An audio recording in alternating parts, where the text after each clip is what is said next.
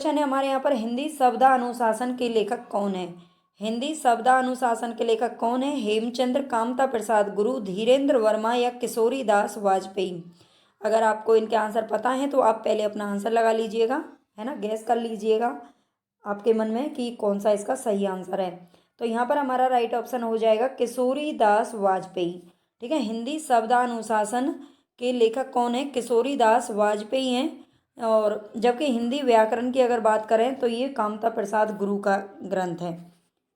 हिंदी का प्रथम व्याकरण लिखने वाले विद्वान कौन है। हिंदी का प्रथम व्याकरण किसने लिखा है, तो इसका राइट ऑप्शन हो जाएगा ए, जेसुआ केटलर। ठीक है, जेसुआ केटलर ने हिंदी का पहला जो व्याकरण लिखा था, हिंदी व्याकरण, वो लिखा था हिंदुस्तानी ग्रामर के नाम से। ठीक है, हिंदुस्तानी, ज़्यादा नहीं लेकिन जहाँ पर थोड़ा बहुत व्याख्या की जरूरत होगी वो हमें जरूर करनी है। 1698 ईस्वी में ये ग्रंथ है जो इन्होंने लिखा था। आगे चलेंगे, ए हिस्ट्री ऑफ हिंदी लिटरेचर, इसके लेखक कौन है। ए हिस्ट्री ऑफ हिंदी लिटरेचर के लेखक कौन है। फ्रैंक ई के, मैकमूलर, ग्रियर्सन या शुक्ल जी।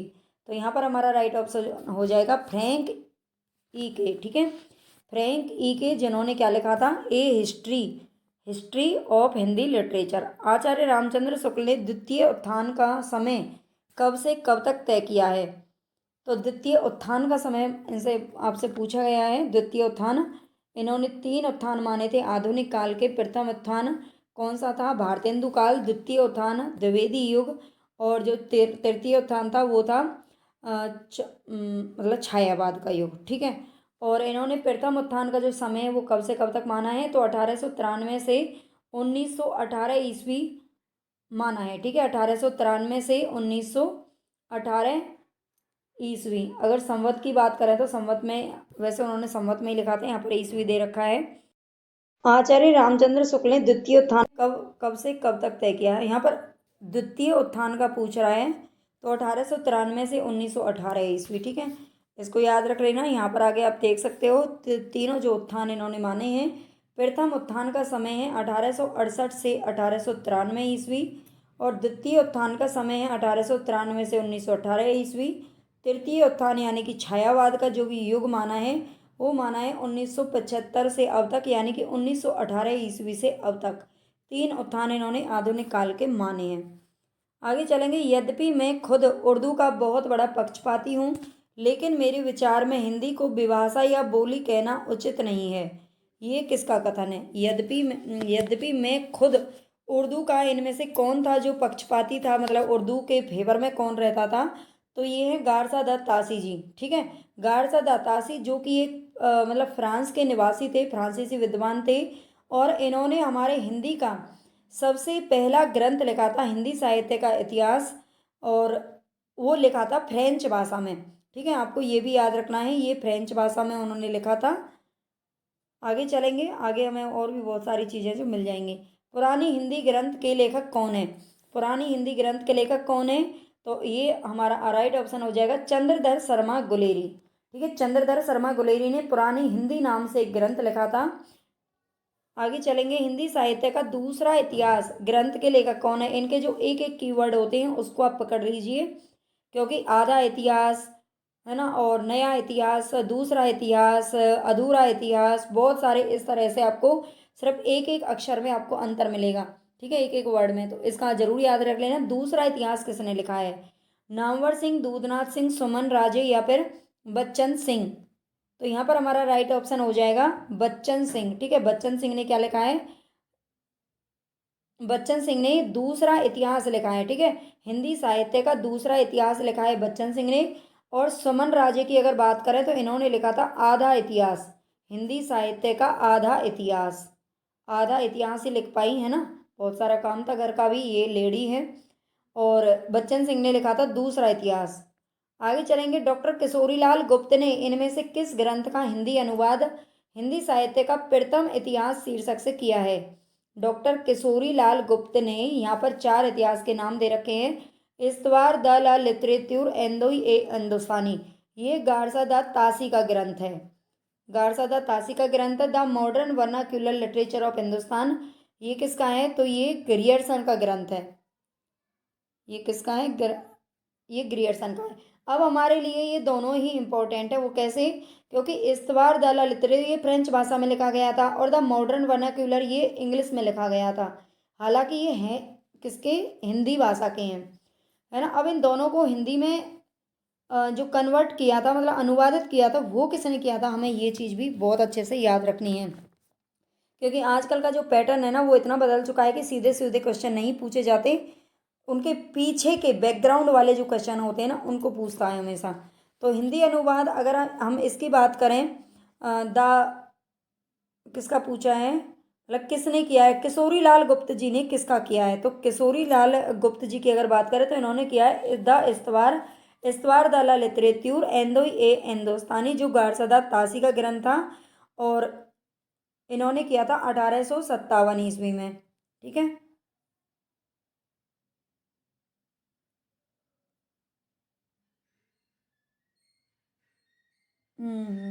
किशोरी लाल गुप्त की बात कर रहा है, एक मिनट। किशोरी लाल गुप्त जी ने ये किया था the modern vernacular literature of Hindustan.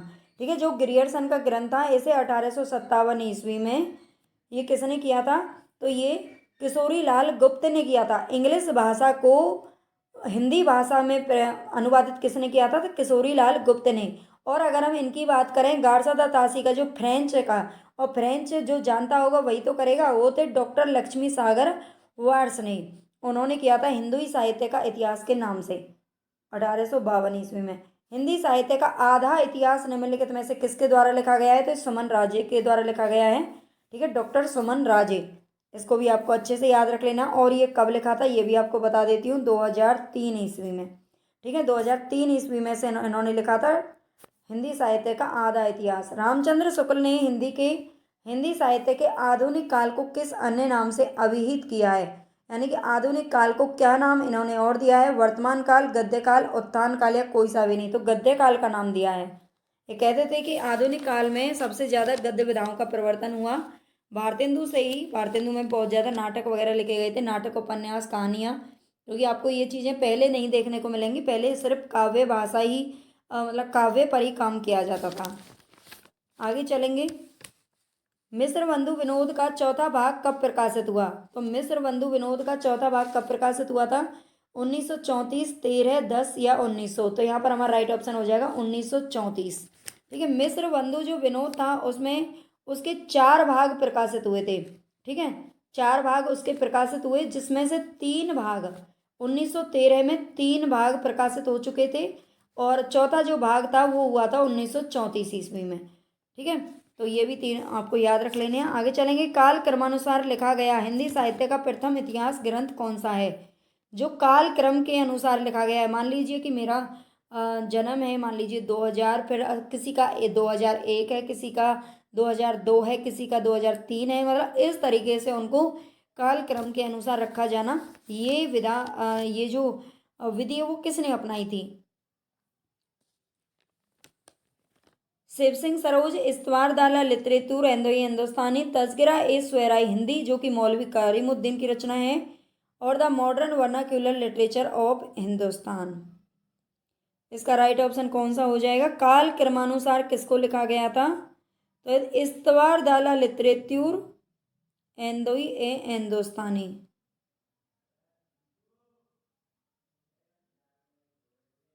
ठीक है, बी को लिखा गया था, काल क्रमानुसार इनको रखा गया था।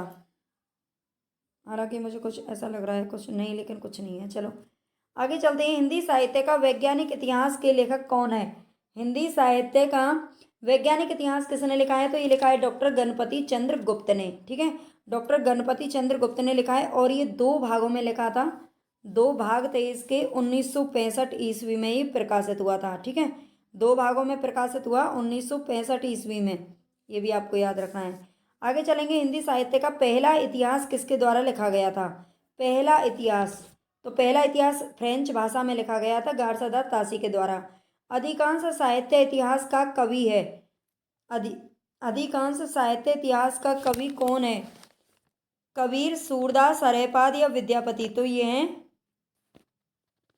एक मिनट, एक मिनट, एक मिनट, इसमें कुछ कंफ्यूजन है। अधिकांश साहित्य इतिहासकारों के अनुसार, ठीक है, इतिहासकारों के अनुसार पहला कवि पूछ रहा है, प्रथम कवि कौन है?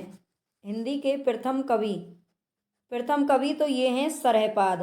ठीक है, सरहपाद यानी कि जो सिद्ध साहित्य के प्रथम कवि भी माने जाते हैं और हिंदी के भी।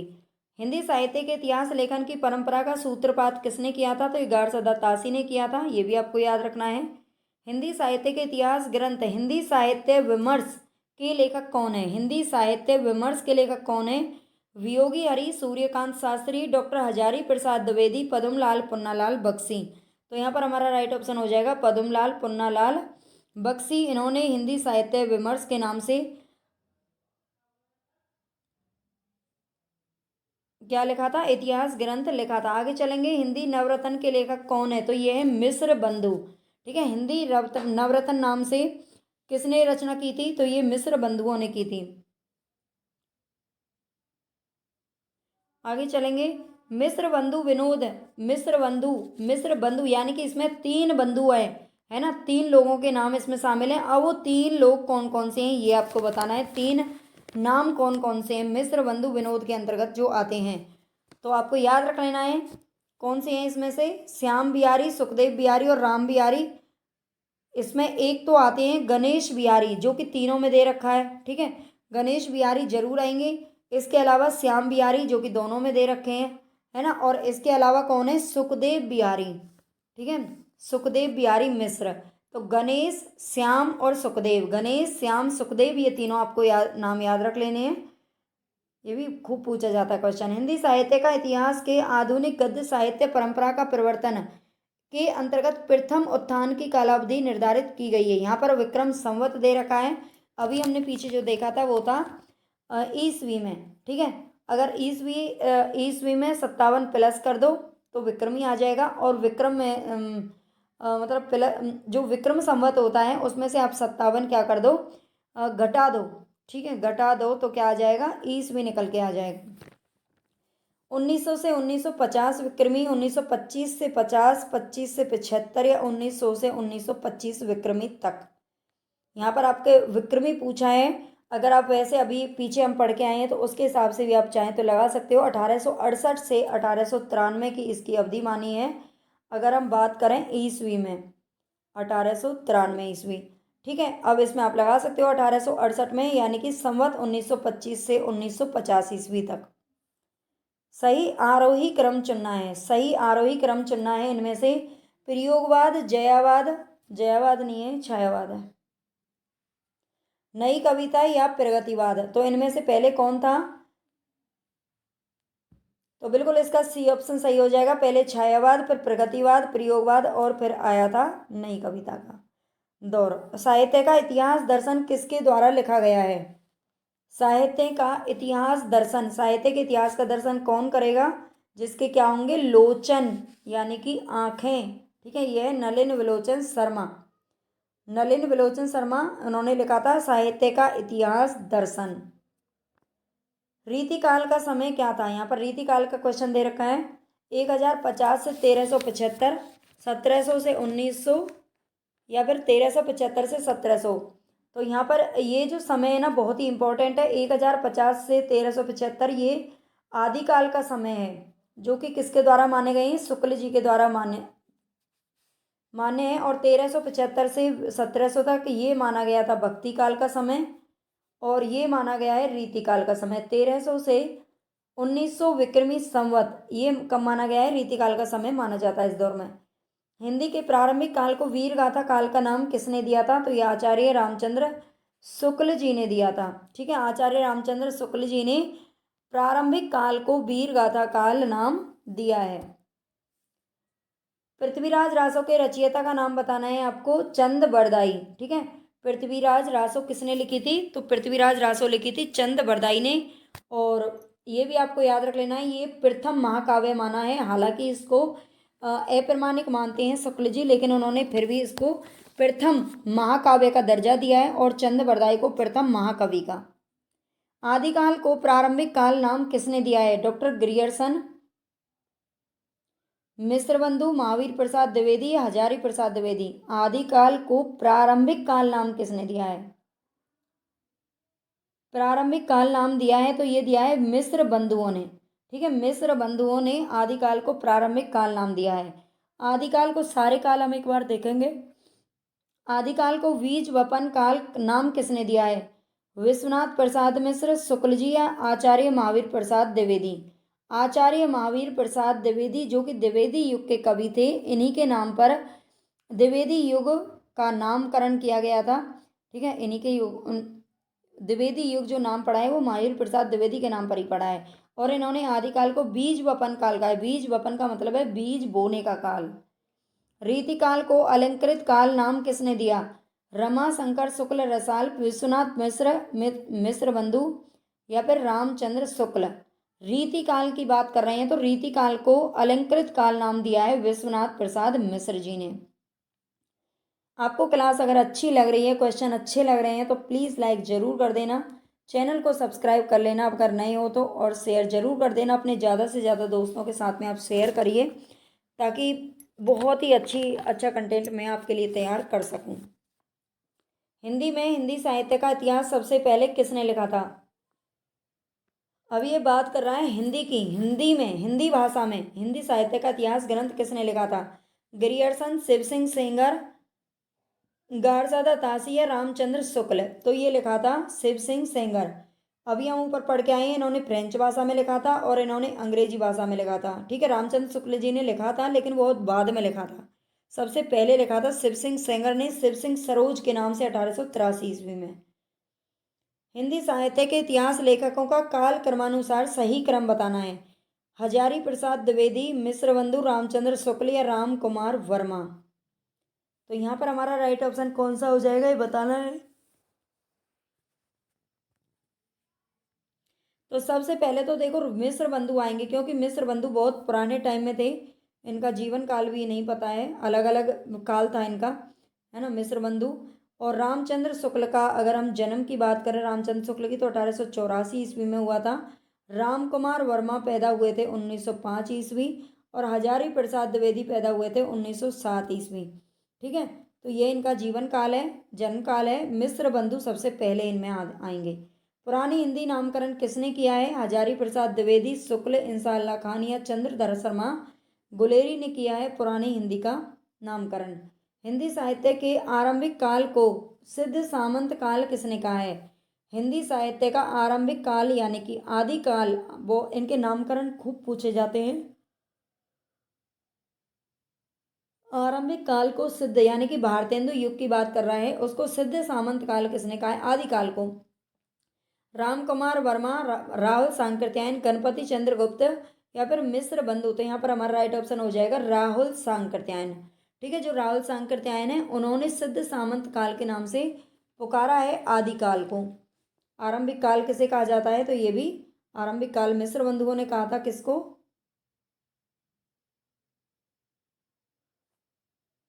आगे चलेंगे, इनके नाम और नामकरण करता जरूर देखेंगे। यहाँ पर सिद्ध सामंत काल नाम दिया था राहुल सांकृत्यायन ने। ठीक है, संधि एवं चारण काल राम कुमार वर्मा, आरंभिक या उन्मेष काल दिया था मिस्र बंधुओं ने, प्रारंभिक काल गणपति चंद्र गुप्त। ठीक है, प्रारंभिक काल नाम किसने दिया था? गणपति चंद्र गुप्त। इनका समय भी आपको याद रखना है। ये जो समय दिया हुआ है ये किसका है? तो ये आदिकाल का समय इन लोगों के द्वारा बताया गया है। प्रारंभिक काल गणपति चंद्रगुप्त, चारण काल नाम दिया है डॉक्टर गिरियर्सन ने। ठीक है, संधि एवं चारण काल नाम दिया है राम कुमार वर्मा ने, लेकिन खाली चारण काल नाम दिया है डॉक्टर गिरियर्सन ने, जिन्होंने इसका समय माना है 700 से 1318 ईस्वी। बीज वपन काल दिया है, नाम किसने दिया है? तो महावीर प्रसाद द्विवेदी। आदिकाल दिया है हजारी प्रसाद द्विवेदी। 1000 ईस्वी से 1400 ईस्वी तक का इसका समय माना है। आधार काल नाम दिया है सुमन राजे ने, जिन्होंने आधा इतिहास लिखा था। वीर काल नाम दिया है विश्वनाथ प्रसाद मिश्र ने। अपभ्रंश काल नाम दिया है धीरेन्द्र वर्मा ने। अंधकाल नाम कौन देता है? कपिल कुलश्रेष्ठ। ठीक है, और आधार काल नाम दिया है किसने? मोहन अवस्थी। संक्रमण या परिवर्तन काल नाम दिया है राम केलावन पांडे, और वीर गाथा काल दिया है आचार्य रामचंद्र शुक्ल, जिन्होंने जो समय माना है 993 से 1318 ईस्वी। आचार्य शुक्ल के अनुसार हिंदी साहित्य का आविर्भाव कब से माना जा सकता है? तो ये माना जाता है आचार्य शुक्ल जी के अनुसार प्राकृत की अंतिम अपभ्रंश अवस्था से, ठीक है, प्राकृत की अंतिम अपभ्रंश अवस्था से हिंदी साहित्य का आविर्भाव माना जा सकता है, ये शुक्ल जी के द्वारा। नेक्स्ट चलेंगे, इनमें से हिंदी साहित्य का इतिहास किसने नहीं लिखा है? कौन से ऐसे महानुभाव हैं जिन्होंने हिंदी साहित्य का इतिहास नहीं लिखा है? डॉक्टर नगेंद्र लक्ष्मी सागर वार्ष्णेय तो हम ऊपर देख चुके हैं, इन्होंने किसका किया था? द मॉडर्न यानी कि द इस्तवार द ला लिटरेचर हिंदुस्तानी का किया था 1852 में। और राम कुमार वर्मा ने भी लिखा था, है ना। राम कुमार वर्मा का कौन सा है? तो इन्होंने लिखा था आलोचनात्मक इतिहास। और बच्चन सिंह ने लिखा था दूसरा इतिहास। तो डॉक्टर नगेंद्र ने संपादन तो किया था लेकिन इन्होंने कोई इतिहास नहीं लिखा है। इनमें से काशी नागरी प्रचारणी सभा के संस्थापकों में कौन नहीं है? काशी नागरी प्रचारणी सभा का आपको याद रखना है, 1893 ईस्वी में इसकी स्थापना हुई थी, है ना। और उसके संस्थापकों में से कौन कौन से नहीं है? बाबू श्याम सुंदर दास, ठाकुर शिव कुमार सिंह या रामचंद्र शुक्ल। तो इसमें जो नाम है वो किसका नहीं आता है? तो ये रामचंद्र शुक्ल जी का नाम नहीं आता है, ठीक है। रामचंद्र शुक्ल जी इसके संस्थापकों में नहीं थे, बल्कि बाबू श्याम सुंदर दास, ठाकुर शिव कुमार सिंह और राम नारायण मिश्र, ये तीनों इसमें शामिल थे। यहाँ पे तीनों के नाम भी आप देख सकते हो, दे रखे हैं। नेक्स्ट क्वेश्चन है हमारे यहाँ पर, साहित्य जन समूह के हृदय का विकास है, ये परिभाषा किसकी है? साहित्य जन समूह के हृदय का विकास है, ये परिभाषा याद रखनी है, क्योंकि ऐसी मिलती जुलती महावीर प्रसाद द्विवेदी और शुक्ल जी की भी क्या है, परिभाषा है, उनको उनसे थोड़ा इसको अलग रखना है। तो साहित्य जो है वो जन समूह के हृदय का विकास है, ये बात किसने कही है? बाल कृष्ण भट्ट ने। जो कृष्ण होते हैं ना, वही हमारे हृदय में झांक करके देख सकते हैं। भाषा काव्य संग्रह किसकी कृति है? महेश दत्त शुक्ल, रामचंद्र शुक्ल, देवी दत्त शुक्ल या श्याम बिहारी मिश्र। भाषा काव्य संग्रह ये किसकी कृति है? तो ये है महेश दत्त शुक्ल के द्वारा लिखा गया है भाषा काव्य संग्रह, जो कि 1873 ईस्वी में 1873 ईस्वी में से लिखा गया था। ये साहित्य का इतिहास है। ये भी हिंदी साहित्य का अतीत के लेखक कौन है? अतीत किसका है ना? विश्वनाथ प्रसाद मिश्र। हिंदी साहित्य का जो अतीत है वो लिखा है विश्वनाथ प्रसाद मिश्र ने, पूरे विश्व में घूम घूम कर। जन्म काल की दृष्टि से निम्नलिखित कवियों का सही अनुक्रम बताना है। जगनिक, खुसरो, श्रीधर या चंद बरदाई। तो इनका आपको अगर जन्म काल पता होगा तभी आप इस टाइप के क्वेश्चन है जो कर पाओगे, और बहुत पूछे जाने लग गए हैं वैसे क्वेश्चन। तो निम्नलिखित कवियों का सही क्रम बताइए। चंद, जगनिक, खुसरो, श्रीधर या चंद बरदाई। तो हम नीचे देख लेते हैं, नीचे जगह है। श्रीधर की अगर बात करें तो ये इनका समय तो नहीं पता, लेकिन 14वीं शताब्दी इनका समय दे रखा है। अगर हम बात करें खुसरो की, तो खुसरो का जो जन्म है वो बताया जाता है 1253 ईस्वी में इनका जन्म हुआ था। और चंद्रबरदाई की बात करें तो 1168 में इनका जन्म हुआ था और 1192 में इनकी मृत्यु हो गई थी। जगनिक जगनिक का 1173 ईस्वी में जन्म हुआ था। ठीक है, तो ये जन्म काल आप लगा लीजिएगा। सबसे पहले 1168 है, यानी कि चंद्रबरदाई सबसे पहले आएंगे। सी ऑप्शन हमारा राइट हो जाएगा। ठीक है, फिर उसके बाद जगनिक और फिर खुसरो और फिर श्रीधर सबसे लास्ट में।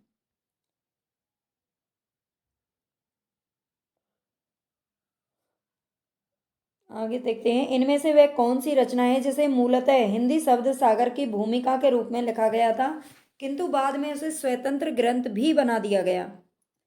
जिसे हिंदी शब्द सागर की भूमिका में लिखा गया था, कौन सा ग्रंथ है? वो है रामचंद्र शुक्ल का हिंदी साहित्य का इतिहास।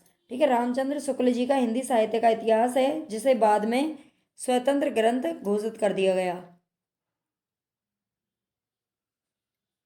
हिंदी साहित्य के प्रथम काल को वीर काल नाम किसने दिया है? प्रथम काल यानी कि आदिकाल को वीर काल नाम किसने दिया है? तो ये दिया है विश्वनाथ प्रसाद मिश्र ने, जिन्होंने रीतिकाल को अलंकृत काल नाम भी दिया है। आचार्य रामचंद्र शुक्ल द्वारा रचित हिंदी साहित्य का इतिहास का प्रकाशन वर्ष बताना है। हिंदी साहित्य का इतिहास है जो शुक्ल जी का, उसका प्रकाशन वर्ष कितना है? तो 1929 ईस्वी। ठीक है, 17, 18, 19 मत पढ़िए। 1929 ईस्वी में इनका ये जो ग्रंथ है वो प्रकाशित हुआ था। अमीर खुसरो का पूरा नाम बताना है। अमीर खुसरो का पूरा नाम क्या है? अब्दुल रईस खुसरो, है ना। अब्दुल, तो यहाँ पर हमारा राइट ऑप्शन हो जाएगा अबुल हसन यमीनुद्दीन खुसरो। ठीक है, अबुल हसन यमीनुद्दीन खुसरो अमीर खुसरो का पूरा नाम है, इसको भी याद रखना। हिंदी भाषा का उद्गम और विकास, इसके लेखक कौन है?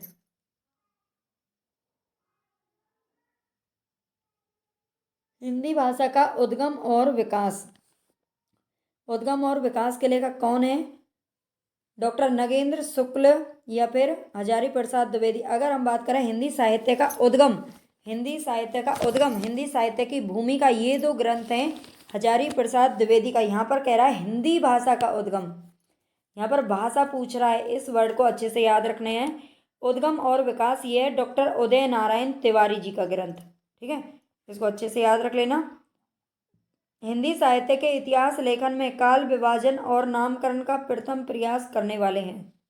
कौन है ऐसे जिन्होंने हिंदी साहित्य के इतिहास लेखन में काल विभाजन और नामकरण का प्रथम प्रयास किया है?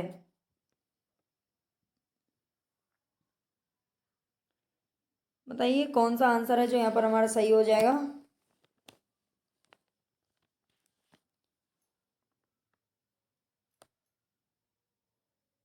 ये हैं डॉक्टर ग्रियर्सन, जिन्होंने काल विभाजन और नामकरण का प्रथम प्रयास किया है, वो कौन है? Doctor Grierson. आगे चलेंगे। आचार्य रामचंद्र शुक्ल ने शब्द सागर में लिखित किस शीर्षक लेख को परिवर्तित तथा परिमार्जित कर हिंदी साहित्य का इतिहास लिख दिया? तो इसका आपको पता होना चाहिए, जो हिंदी साहित्य आचार्य शुक्ल जी ने शब्द सागर में लिखित किस शीर्षक, पहले किस शीर्षक से छपा था? तो हिंदी साहित्य का विकास नाम से छपा था, जिसका बाद में नाम बदल करके हिंदी साहित्य का इतिहास कर दिया गया था। पुरानी हिंदी पुस्तक के लेखक कौन है? तो ये हैं चंद्रधर शर्मा गुलेरी। साहित्य के इतिहास के संदर्भ में निम्नलिखित कथन किसका है? साहित्य के इतिहास में बताना है, प्रत्येक देश का साहित्य, देखो प्रत्येक देश का साहित्य वहाँ की जनता की चित्तवृत्ति का संचित प्रतिबिंब होता है। तब यह निश्चित है कि जनता की चित्तवृत्ति के परिवर्तन के साथ साथ साहित्य के स्वरूप में भी परिवर्तन होता चला जाता है। तो ये कथन किसका है? शुक्ल जी, राम कुमार वर्मा, आचार्य हजारी प्रसाद द्विवेदी या बच्चन सिंह?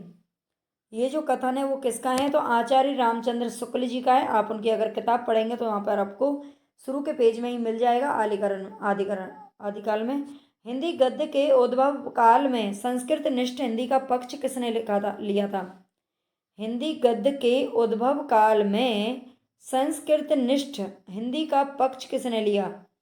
शिव प्रसाद तारेंद्र, डॉक्टर ईश्वर चंद्र विद्यासागर, गंगा प्रसाद शुक्ल या राजा लक्ष्मण सिंह? तो यहाँ पर हमारा राइट ऑप्शन हो जाएगा राजा लक्ष्मण सिंह। ठीक है, राजा लक्ष्मण सिंह। आगे चलेंगे। सन 1800 ईस्वी में फोर्ट विलियम कॉलेज की स्थापना किसने की थी? ये पूछ रहा है कि स्थापना किसने की थी। तो भाई वो ही तो करेगा जो उस टाइम का गवर्नर होगा, और वो है वेलेजली। ठीक है, वेलेजली ने इसकी स्थापना की थी। और जो जॉन गिलक्रास्ट थे, वो थे इसके प्राचार्य यानी कि प्रिंसिपल थे प्रथम। ठीक है, लल्लू लाल और सदल मिश्र, ये दोनों के दोनों ही उसके आंसर थे। तो बस आज हमारे 50 क्वेश्चन कंप्लीट हो गए, और अब हम आगे की क्लास की तैयारी करेंगे। आप भी अच्छे से इस क्लास से जुड़िए, डेली देखिए, पूरी क्लासेस देखा करो, है ना, ताकि आपको पूरा फ़ायदा मिले और मुझे भी उसका फ़ायदा मिले, और अच्छे से अपनी तैयारी को आप इस तरह से कर सकते हो। सब्सक्राइब लाइक मत करना भूलना। हमारा अभी जो क्वेश्चन है कुछ कल के ऊपर डिपेंड है और कुछ हम अलग से लिए हैं। सहजयान के प्रवर्तक हैं सरेपा, सवरपा, लुईपा या कनपा? तो सरेपा हिंदी के प्रथम कवि माने जाते हैं। सरमाने कवि हैं सरेपा, जो कि सिद्ध कवि भी हैं। ठीक है, तो यही सहजयान के प्रवर्तक हैं। ठीक है, सरेपा यहाँ पर हमारा राइट ऑप्शन है। जो बौद्ध धर्म की सहजयान अथवा वज्रयान शाखा से संबंधित 84 जो सिद्ध कवि हैं, उनमें सरेपा का नाम प्रथम नंबर पे आता है। सेकंड क्वेश्चन है, संदेश रासक के रचयिता कौन है? तो संदेश रासक के रचयिता कौन है? अमीर खुसरो, अब्दुल रहमान, लक्ष्मीधर या फिर हेमचंद्र? तो यहाँ पर हमारा राइट ऑप्शन हो जाएगा अब्दुल रहमान। ठीक है, अब्दुल रहमान संदेश रासक के रचयिता हैं। आगे चलेंगे, विद्यापति की कौन सी रचना है जो अभी तक संपादित होकर प्रकाशित नहीं हुई है। विद्यापति के जो ग्रंथ है वो भी हम देख लेंगे आगे, लेकिन इसमें पूछ रहा है कि कौन सी रचना है जो अभी तक संपादित नहीं हुई है। कीर्तिलता, कीर्ति पताका, पदावली या इनमें से कोई नहीं। तो यहाँ पर हमारा राइट ऑप्शन हो जाएगा कीर्ति पताका। ठीक है, कीर्ति पताका, कीर्ति पताका अभी तक संपादित नहीं हो पाई है, इसको आपको याद रख लेना है। इनके उपनाम भी बहुत सारे हैं, मैथिल कोकिल, कवि शेखर, अभिनव जयदेव, इनको कई उपाधियों से नवाजा गया है। आत्मबोध किसकी रचना है?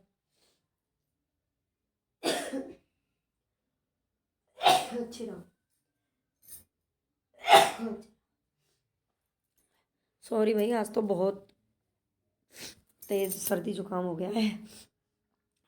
तो चलेंगे यहाँ पर आगे हम क्वेश्चन की तरफ। आप क्लास को छोड़ के मत जाना, ठीक है, क्योंकि बहुत ही अच्छे क्वेश्चन है यहाँ पर आपको जो देखने को मिलेंगे आगे। आत्मबोध किसकी रचना है ये बताना है। जालंधर नाथ, गोरखनाथ, मत्स्येंद्र नाथ या इनमें से कोई नहीं। तो यहाँ पर हमारा राइट ऑप्शन हो जाएगा गोरखनाथ। ठीक है, आत्मबोध नाम की जो रचना है ये नाथ संप्रदाय के प्रवर्तक गोरखनाथ की रचना है। माधव हम परिणाम निराशा, ये काव्य पंक्ति किस कवि की है? माधव हम परिणाम निराशा, सुंदरदास, विद्यापति, सूरदास या रसखान। तो यहाँ पर हमारा राइट ऑप्शन हो जाएगा विद्यापति।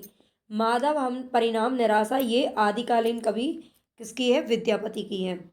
बौद्धगान और दोहा का संपादन किसने किया है? बौद्धगान और दोहा, इसके बारे में भी हम कल पूरा पढ़े थे, है ना। बौद्धगान और दोहा का संपादन किसने किया है? राहुल सांकृत्यायन, सूर्यकांत शास्त्री, प्रबोध चंद्र बागची, हरप्रसाद शास्त्री ने किया है बौद्धगान और दोहा, और ये 1916 ईस्वी में किया था। बौद्धगान और दोहा का मतलब है कि जो बौद्ध धर्म के वज्रयान शाखा के जो कवि थे, यानी कि जो 84 सिद्ध कवि हैं, उनके बारे में सबसे पहले ये किससे पता चला था, किसने प्रकाश डाला था इस पर? तो हरप्रसाद शास्त्री ने। ठीक है, राहुल सांकृत्यायन का नाम भी आता है, लेकिन उनका बाद में आता है। अगर आपने कल वाली क्लास नहीं देखी है, वैसे तो बहुत सारी क्लासेज हैं जो प्लेलिस्ट बनी हुई है चैनल पर, उनको आप पढ़ सकते हैं टीजीटी, पीजीटी या यूजीसी नेट के लिए, है ना, किसी भी एग्जाम के लिए आप पढ़ सकते हो हिंदी को। तो सिद्ध कवियों द्वारा प्रयुक्त भाषा को क्या कहा जाता है? तो ये संध्या भाषा कहा जाता है। इसमें मैं ज़्यादा देर नहीं लगाऊंगी। संध्या भाषा इस तरीके से भी लिखा हुआ ज़्यादातर मिलता है, और संध्या भी कभी कभी लिख देते हैं। निम्नलिखित में से किस रासो काव्य का मूल वर्ण विषय वीर रस न होकर श्रृंगार रस है? ये चारों रासों के नाम हैं, लेकिन इनमें से श्रृंगार रस किसका मूल वर्ण है? खुमान रासो, पृथ्वीराज रासो, बीसल देव रासो या परमाल रासो। तो यहाँ पर हमारा राइट ऑप्शन हो जाएगा बीसल देव रासो, जो कि नरपति नाला की रचना है। नरपति नाला की रचना है।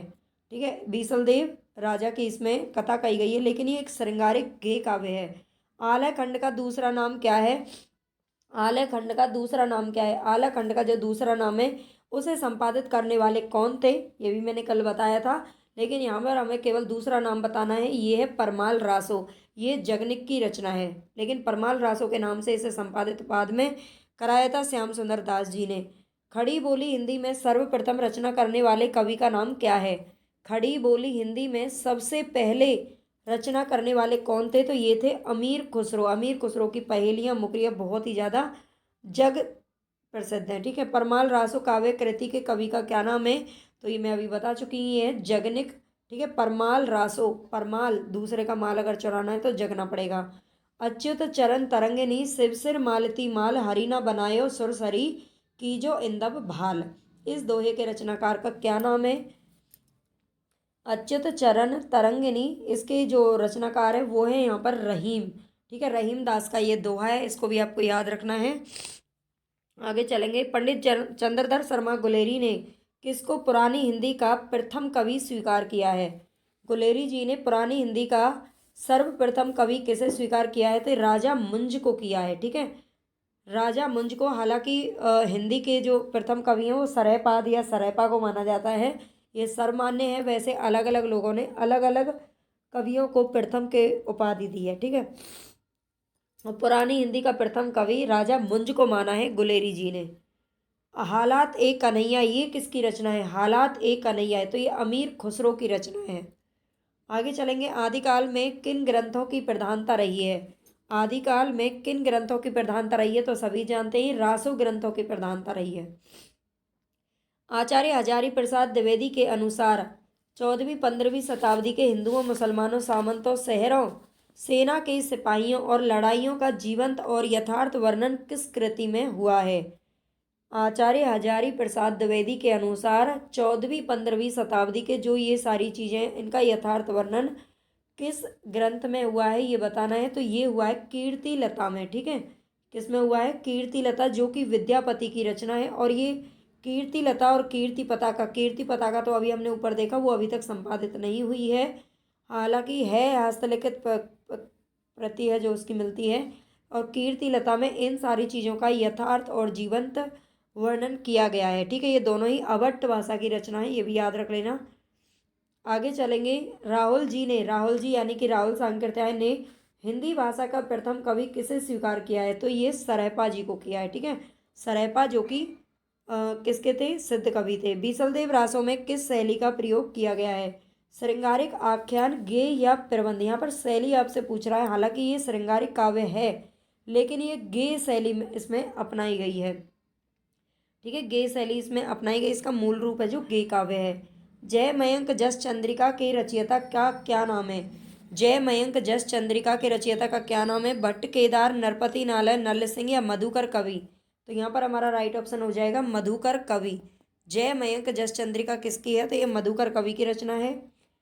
भविष्यत कहा के रचनाकार कौन है? भविष्यत कहा के रचनाकार कौन है? पुष्पदंत, धनपाल, स्वयंभू या सरैपा? तो यहाँ पर हमारा राइट ऑप्शन हो जाएगा धनपाल। ठीक है, भविष्यत कहा जो रचना है वो किसकी है? तो ये धनपाल की है।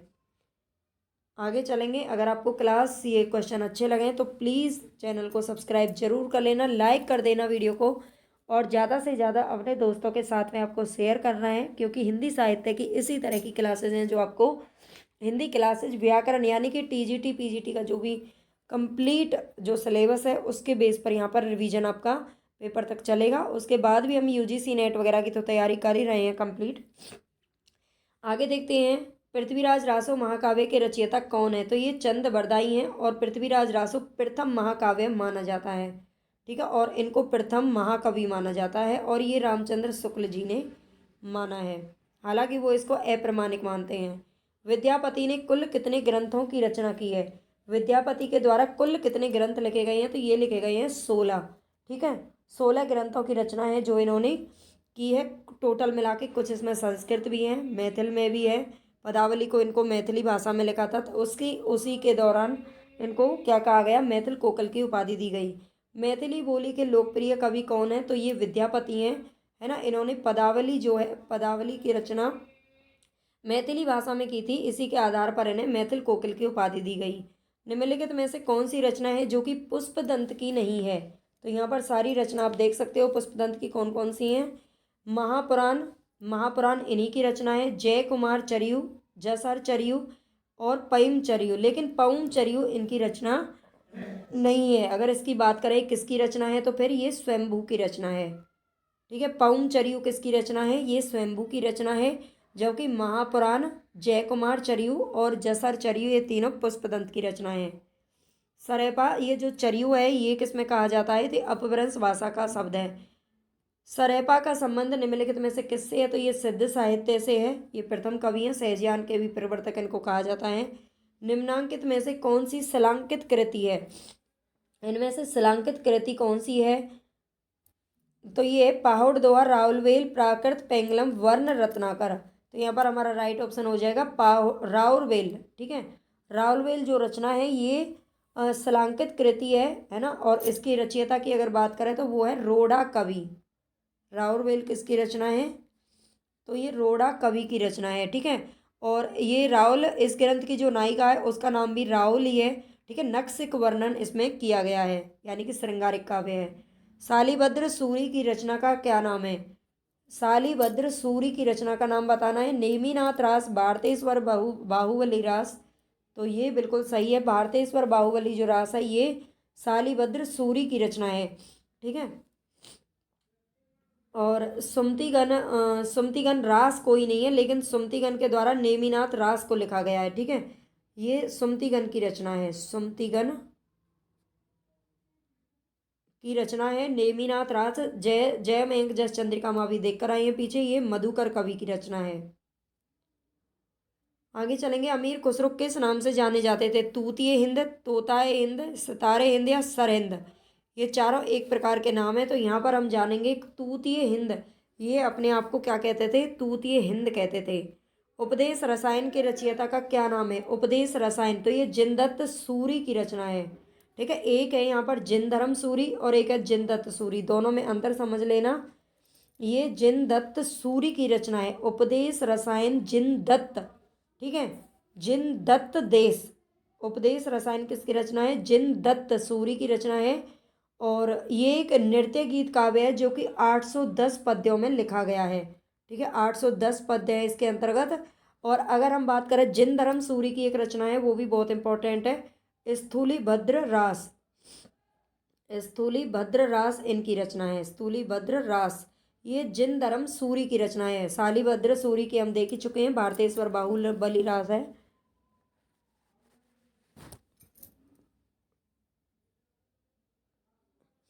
ठीक है, आगे चलते हैं। निम्नलिखित में से किस कवि को अपभ्रंश का वाल्मीकि कहा जाता है? अपभ्रंश का वाल्मीकि किसे कहा जाता है? तो ये कहा जाता है स्वयंभू को। ठीक है, स्वयंभू को अपभ्रंश का वाल्मीकि और व्यास, अपभ्रंश का व्यास और वाल्मीकि दोनों के नाम से जाना जाता है।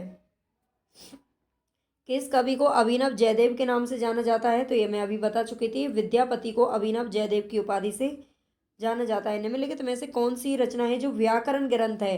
तो यह है व्याकरण ग्रंथ, बताना है यहाँ पर कौन सा है। कीर्ति पताका, चर्यापद, उक्ति व्यक्ति प्रकरण या वर्ण रत्नाकर? तो उक्ति व्यक्ति प्रकरण ये जो रचना है ये कौन सी किसकी है? ये व्याकरण ग्रंथ है। और ये है किसकी? तो ये दामोदर कवि की रचना है। ठीक है, दामोदर कवि की रचना है उक्ति व्यक्ति प्रकरण। प्रबंध चिंतामणि के रचयिता का क्या नाम है? प्रबंध चिंतामणि के रचयिता का क्या नाम है? तो ये है आचार्य मेरुतुंग। ठीक है, प्रबंध चिंतामणि की रचना का नाम क्या है? आचार्य मेरुतुंग है। आगम वे पुराने पंडित मान बहती, पक श्रीफल अली जिम वायरती ब्रह्मयंती। ठीक है, ब्रह्मयंती, ये इस तरह की जो पंक्तियां हैं वो किसकी हैं? है ना, सारे ही सिद्ध कवि हैं यहाँ पर, तो ये कन्हैपा की पंक्तियां हैं। आगम वे पुराने, ये बस इतना याद रख लेना, ये कन्हैपा की है। रचना काल की दृष्टि से निम्नलिखित कवियों का सही अनुक्रम बताना है। बिल्कुल ये सही अनुक्रम आपको याद होना चाहिए। स्वयंभू, है ना, इनका जो जन्म काल है उसका वर्ष तो नहीं दिया हुआ है, लेकिन ये शताब्दी में जाने जाते हैं। ठीक है, इस शताब्दी में जाने जाते हैं। तो सबसे पहले तो देखो इसमें स्वयंभू का नाम आता है। जो चारों नाम दे रखे हैं उनमें सबसे पहले नाम स्वयंभू का आता है। वैसे तो इसका ऑप्शन सी हो गया है, स्वयंभू सबसे पहले हैं, 8वीं शताब्दी में थे स्वयंभू। है ना, स्वयंभू किस में थे? 8वीं शताब्दी में थे। और पुष्पदंत की अगर बात करें तो ये 10वीं शताब्दी में थे। अध्ययमान या अब्दुल रहमान इनको बोलते हैं, ये 12वीं 13वीं शताब्दी में थे। और अगर हेमचंद्र, एक मिनट, ये तो उल्टा दे दिया है।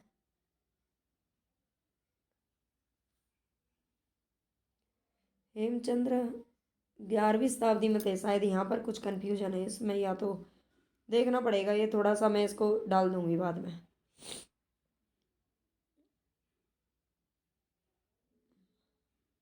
बहुत सारे क्वेश्चन ऐसे होते हैं जो हमारे पेपरों में मतलब गलत होते हैं, या तो बाद में उनको वो लोग डिलीट करते हैं या पैसे वसूल करते हैं बच्चों से, पता नहीं क्या उनका उद्देश्य है, लेकिन गलत जरूर डालते हैं 2-4 क्वेश्चन। चलते हैं आगे। डिंगल कवियों की वीर गाथाएं।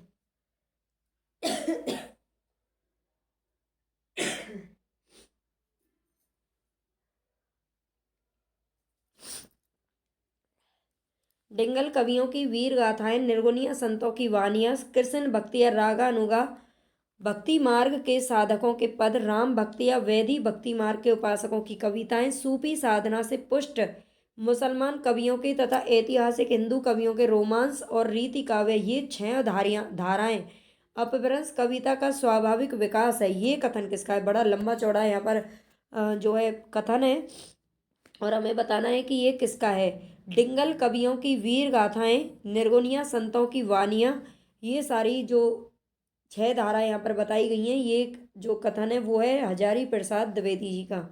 ठीक है, स्वाभाविक विकास बताया इन्होंने।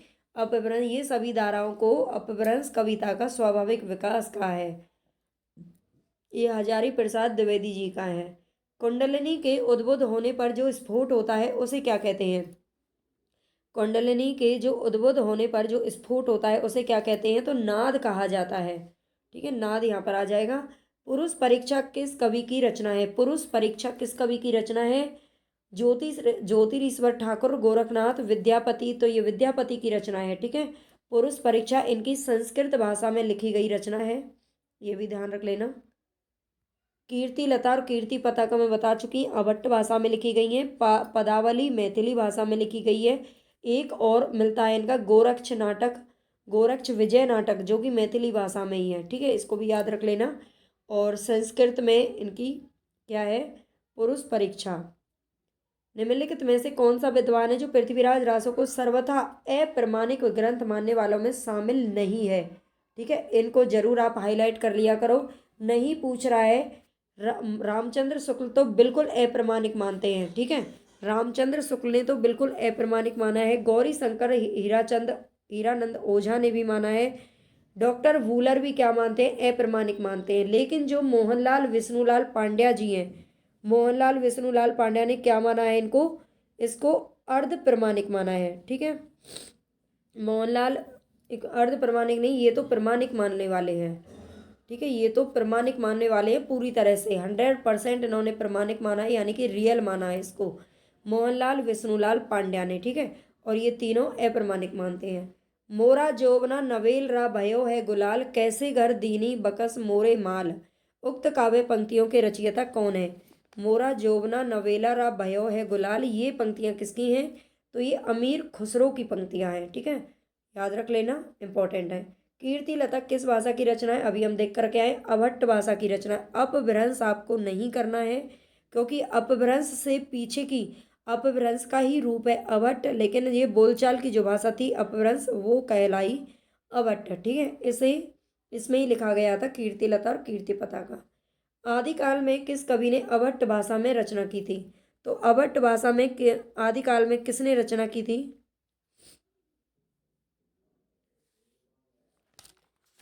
अमीर खुसरो, अब्दुल रहमान कुतबन या फिर मंजन। तो ये अब्दुल रहमान की रचना है, जो संदेश रासक, मतलब इनकी एक रचना है संदेश रासक जो इम्पोर्टेंट है। लेकिन ये सबसे पहले इन्होंने अभट्ट भाषा में आदिकाल में रचना की थी। फारसी का यह कथन किसने कहा था? मैं हिंदी की तूती हूँ, तुम्हें मुझसे कुछ पूछना हो तो हिंदी में पूछो, तब मैं तुम्हें सब कुछ बता दूंगा। ये अमीर खुसरो ने खुद ही अपने लिए कहा था। ठीक है, तूती हिंद के नाम से इनको जाना गया था। निम्नलिखित कवियों का सही काल क्रम बताना है। सरेपा, सोमप्रभु सूरी, गोरखनाथ और हेमचंद्र, ये 4 नाम यहाँ पर दे रखे हैं आपको, तो बताना है कौन सा सही हो जाएगा।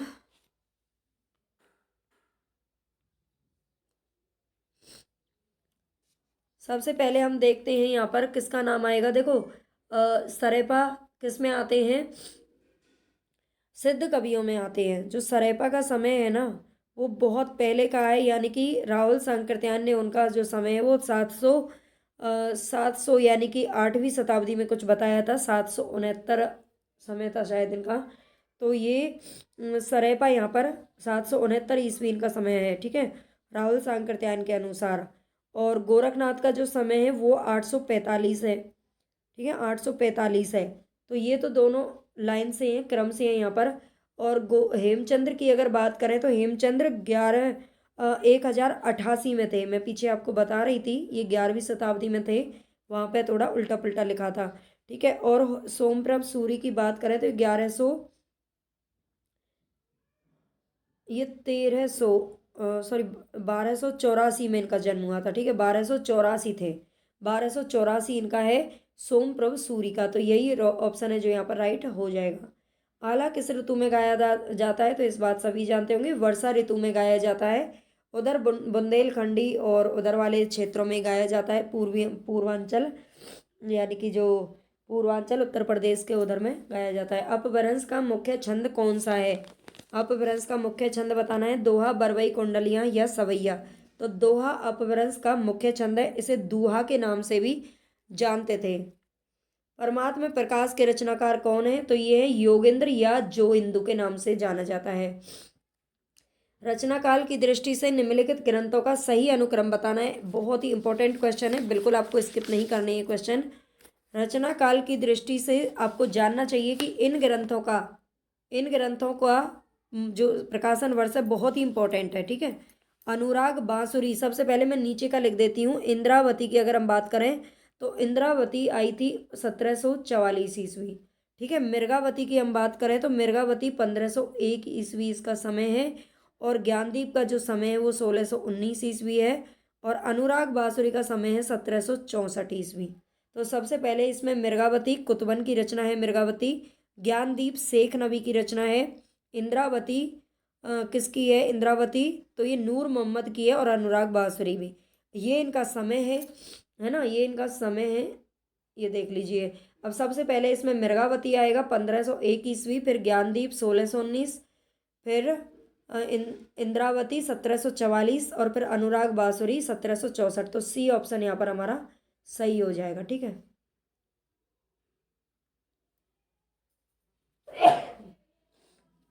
आगे चलते हैं। कुमारपाल प्रतिबोध के रचनाकार कौन है? कुमारपाल प्रतिबोध के रचनाकार कौन है?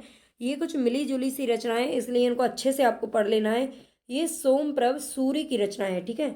सोमप्रभ सूरी की रचना है, ये ध्यान रखना है। सोमप्रभ सूरी की रचना है, ठीक है। कुमारपाल प्रतिबोध किसकी रचना है? सोमप्रभ सूरी की रचना है, इसको भी आपको याद रख लेना है। आगे चलेंगे। अंगबधु किस कवि की रचना है? तो ये दादू दयाल की रचना है, ठीक है। अंगबधु किसकी है? दादू दयाल की रचना है। तो यहाँ पर हमारे 50 क्वेश्चन कंप्लीट हो गए। आज थोड़ी तबीयत खराब है, लेकिन क्लास लेना बहुत ही ज़रूरी था, ठीक है। और आप प्लीज़ पूरी कंप्लीट वीडियो को देखा करो। आपको अच्छी लगे तो लाइक सब्सक्राइब और शेयर जरूर करके जाया करो देना। चलेंगे हम अपने फर्स्ट क्वेश्चन की तरफ बिना देरी के। रामचंद्र शुक्ल जी ने आदिकाल का नाम क्या रखा है? तो वीर गाथा काल नाम इन्होंने दिया है, ठीक है। ये ध्यान रखना है, वीर गाथा काल नाम दिया है रामचंद्र शुक्ल जी ने। और अगर हम आदिकाल की बात करें तो ये नाम दिया था हजारी प्रसाद द्विवेदी ने, ठीक है। हजारी प्रसाद द्विवेदी ने नाम दिया था आदिकाल। और रामचंद्र शुक्ल जी का कहना था कि इस काल में सबसे ज्यादा वीर गाथात्मक काव्य पाए जाते हैं, इसलिए वीर गाथा काल रखा है, जो रासों हैं उनके आधार पर। वीर गाथा काल के अंतर्गत किस किस भाषा की रचनाएं मिलती है? तो अपभ्रंश भाषा और देश भाषा। रामचंद्र शुक्ल ने अपने साहित्य इतिहास के लिए कवियों के परिचयात्मक विवरण कहाँ से लिए हैं? तो ये लिए हैं मिस्र बंधु विनोद से, ठीक है। रामचंद्र शुक्ल ने अपने साहित्य, जो उन्होंने अपना हिंदी साहित्य का इतिहास लिखा है, उसके लिए कवियों के जो परिचयात्मक विवरण है, यानी कि उनका जन्म कब हुआ था, उनके माता पिता कौन थे, ये विवरण कहाँ से लिया है? तो मिस्र बंधु विनोद से लिया है। रामचंद्र शुक्ल के अनुसार आधुनिक काल की सबसे प्रधान साहित्यिक घटना कौन सी है? तो यह गद्य का आविर्भाव। आधुनिक काल में भारतेंदु युग शुरू होते ही सबसे ज्यादा गद्य रचनाएं होने लगी थी, इसलिए इन्होंने आधुनिक काल को गद्य काल के नाम से भी पुकारा है। शुक्ल जी ने अपने ग्रंथ को लिखने के लिए कहाँ कहाँ से सामग्री प्राप्त की है?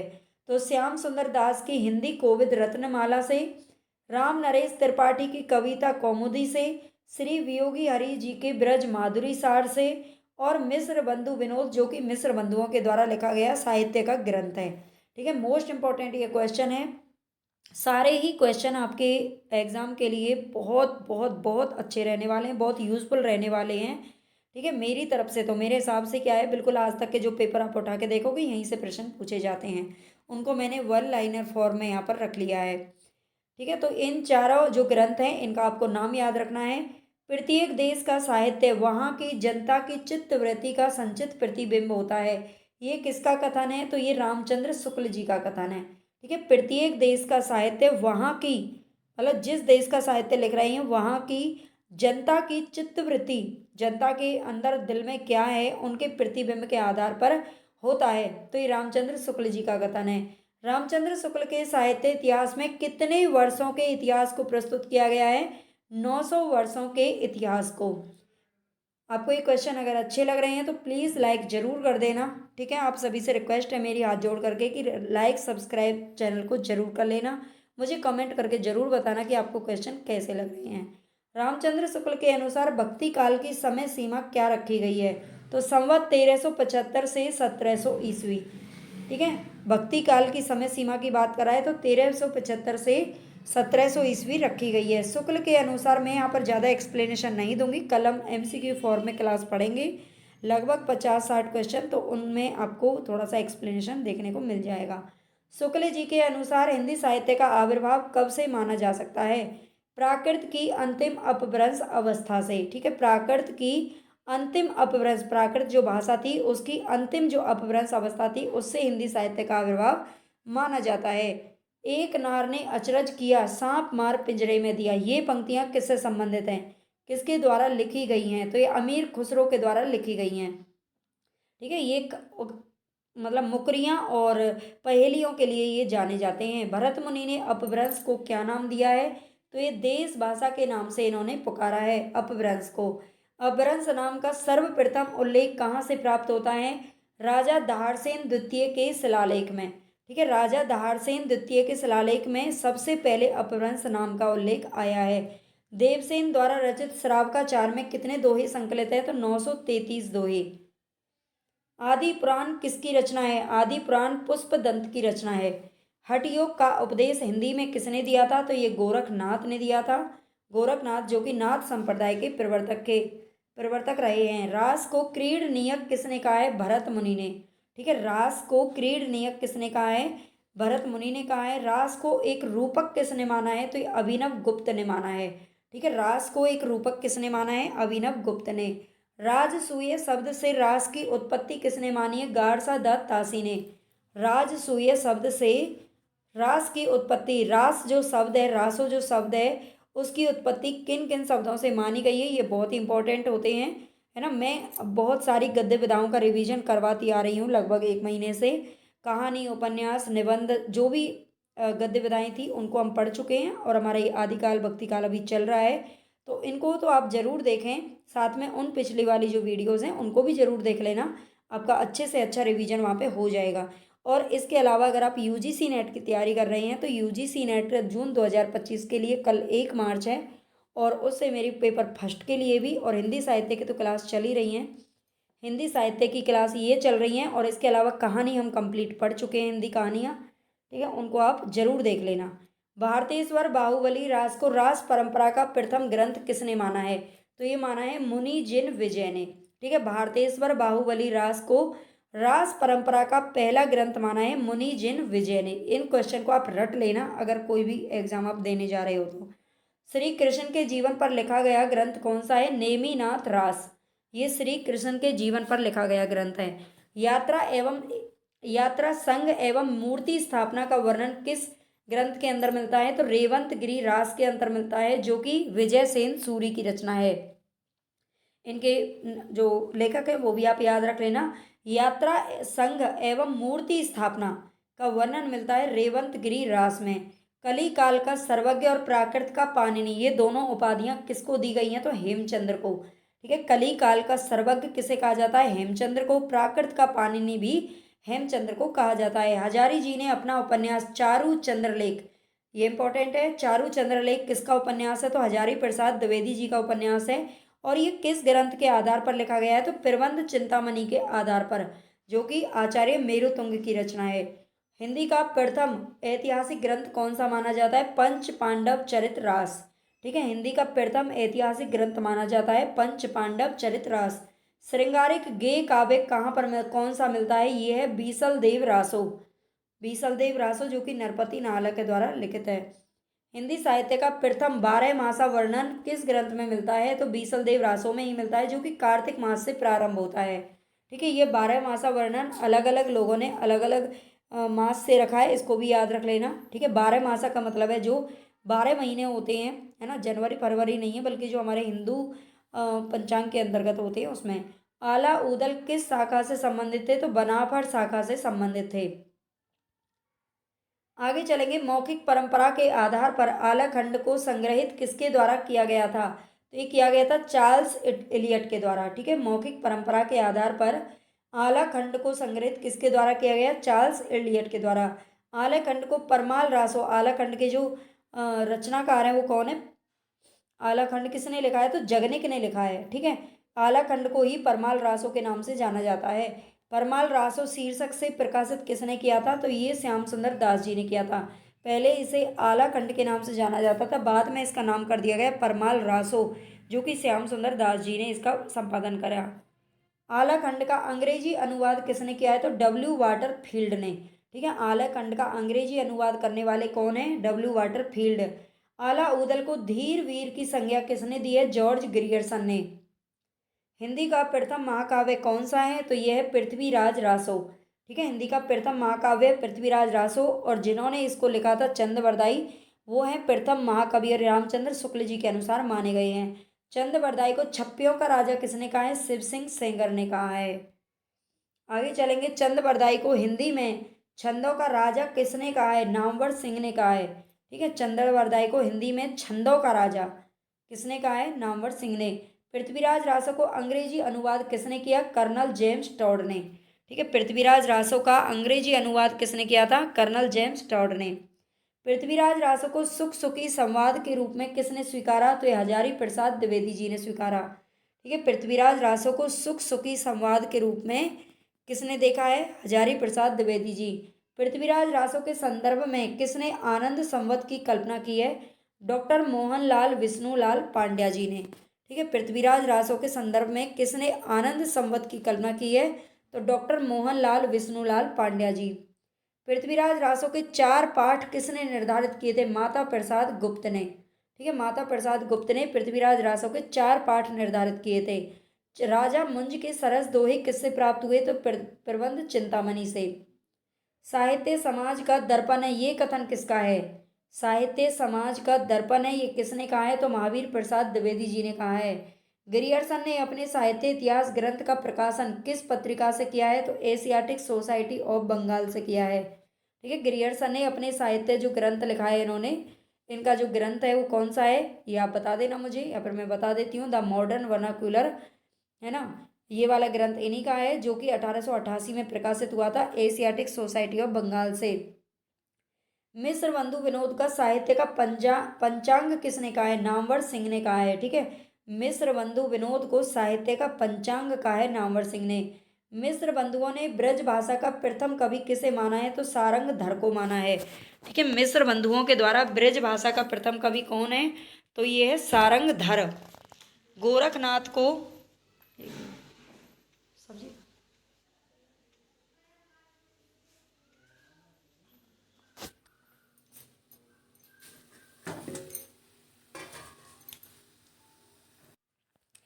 गोरखनाथ को हिंदी का प्रथम गद्य लेखक किसने माना है? तो ये भी किसको माना है? देखो यहाँ पे ध्यान से देखो क्वेश्चन।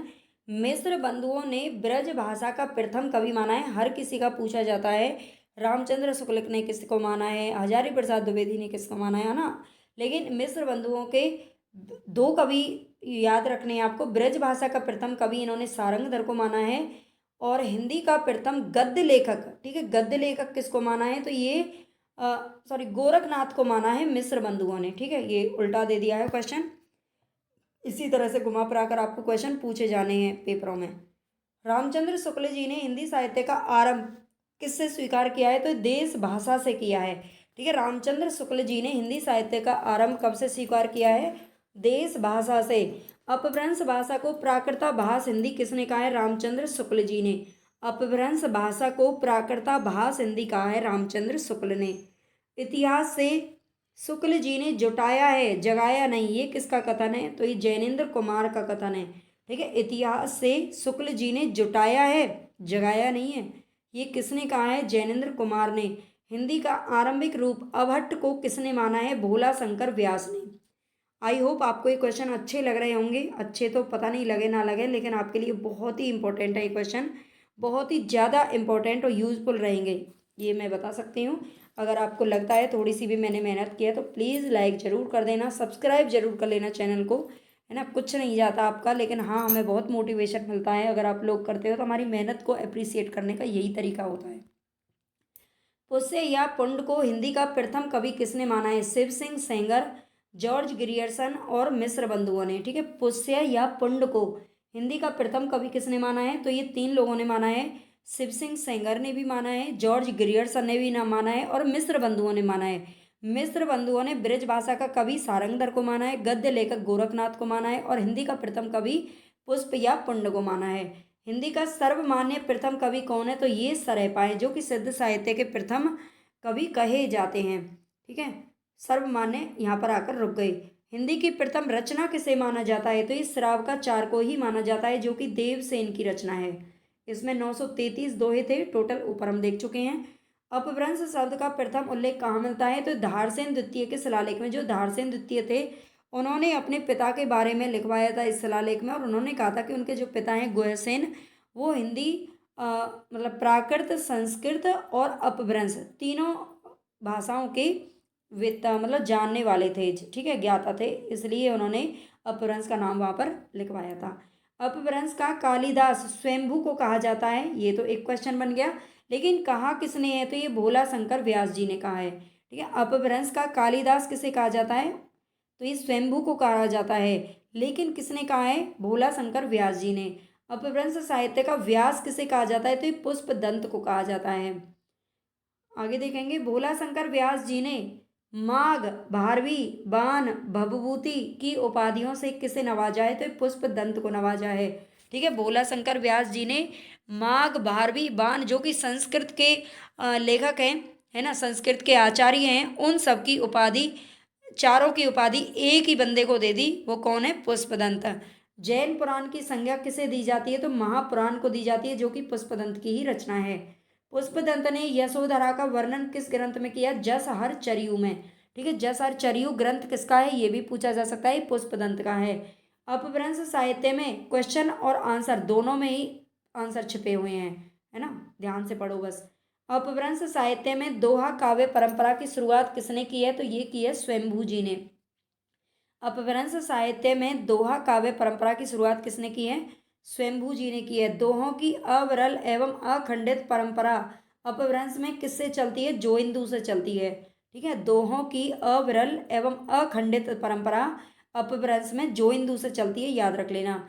जैन उत्तर साहित्य में लौकिक प्रेम काव्य की शुरुआत किस ग्रंथ से मानी जाती है? तो संदेश रासक से मानी जाती है। ठीक है, जैन उत्तर साहित्य में लौकिक प्रेम काव्य की शुरुआत संदेश रासक, जो कि अब्दुल रहमान का ग्रंथ है। भारतीय भाषा में रचित किसी भी इस्लाम धर्मावलंबी की प्रथम रचना कौन सी है? ये है संदेश रासक। ठीक है, जो कि अब्दुल रहमान की रचना है। इंद्रिय सुख एवं सांसारिक सुख की निंदा किस ग्रंथ में की गई है? तो ये पाहुड़ दोहा में की गई है। ठीक है, इंद्रिय सुख और सांसारिक सुख की निंदा की गई है पाहुड़ दोहा में। सिद्ध साहित्य बौद्ध धर्म की किस शाखा से निकला है? तो ये वज्रयान शाखा से निकला है।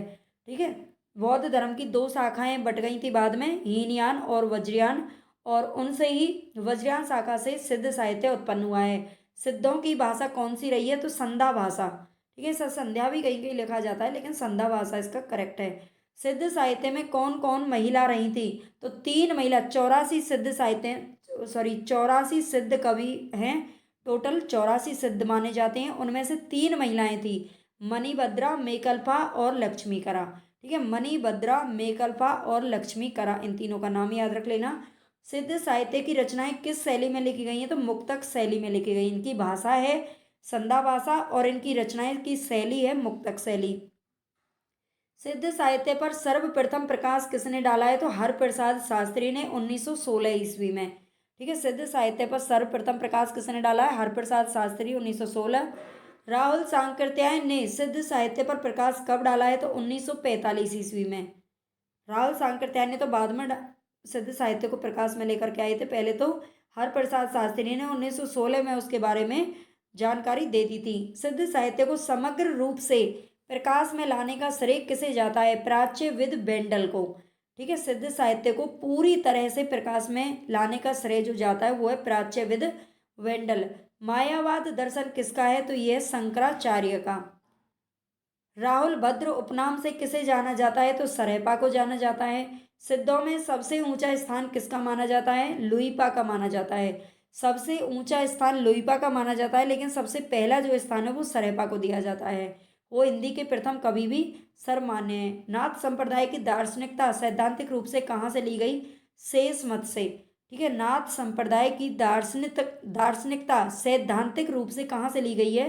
शेष मत से ली गई है। गोरखनाथ ने हठयोग कहाँ से लिया है, तो ये पतंजलि से लिया है। अवधूत संप्रदाय किसे कहा गया है, नाथों को। नाथ एवं सिद्ध दोनों में कौन कौन शामिल थे, नागार्जुन, चरपटनाथ और जालंधरपा। ठीक है, नागार्जुन, चरपटनाथ और जालंधरपा। शुक्ल जी ने सिद्धों से नाथों की परंपरा का अलगाव किससे माना है, जालंधरपा से।